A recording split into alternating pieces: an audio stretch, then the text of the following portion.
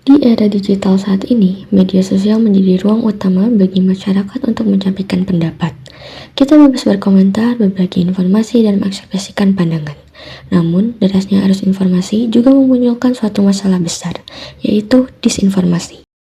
Untuk mengatasi hal tersebut, platform digital mulai mengandalkan kecerdasan buatan. Salah satunya adalah teknologi NLP. Tapi, bagaimana jika teknologi ini justru salah dalam menilai suara masyarakat?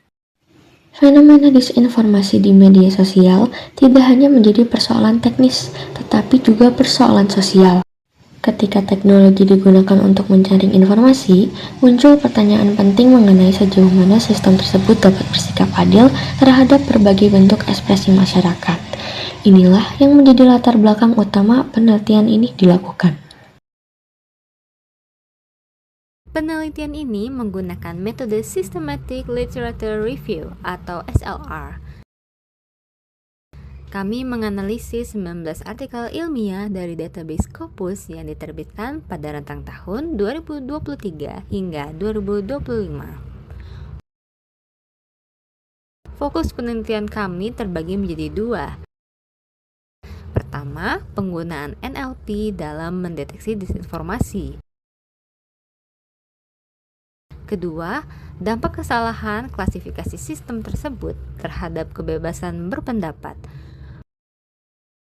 Melalui pendekatan ini, kami ingin memahami teknologi dari sisi teknis sekaligus dampaknya bagi masyarakat. Hasil analisis ini diharapkan dapat memberikan rekomendasi bagi pengembangan algoritma moderasi yang lebih adil dan juga transparan.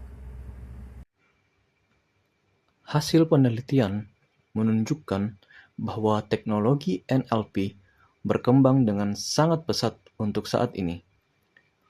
Model-modelan seperti BRT, GPT, dan juga LSTM dikatakan dapat mampu mendeteksi disinformasi dengan tingkat akurasi yang sangat tinggi. Bahkan tingkat akurasinya ini dapat mencapai lebih dari 90%. Kemampuan ini diperoleh karena NLP mampu memahami konteks bahasa, pola kalimat, dan makna teks secara mendalam. Dengan demikian, penjelasan tersebut dikatakan bahwa NLP menjadi alat yang sangat efektif untuk menekan penyebaran berita palsu atau hoaks di ruang digital. Namun, di balik keunggulannya, teknologi NLP juga memiliki resiko yang cukup serius. Beberapa penelitian menunjukkan bahwa sistem NLP masih sering melakukan kesalahan klasifikasi atau false positive. Konten yang sebenarnya sah, seperti kritik kebijakan, satir opini, atau karya seni, bisa keliru dianggap sebagai disinformasi. Dampak dari hal ini tidak hanya bersifat teknis, tetapi juga sosial. Pengguna dapat mengalami penghapusan konten atau pembatasan akun, yang kemudian menimbulkan rasa takut untuk menyampaikan pendapat. Fenomena ini dikenal sebagai chilling effect, yaitu kondisi ketika kebebasan berpendapat atau berekspresi terhambat karena kekhawatiran akan sensor.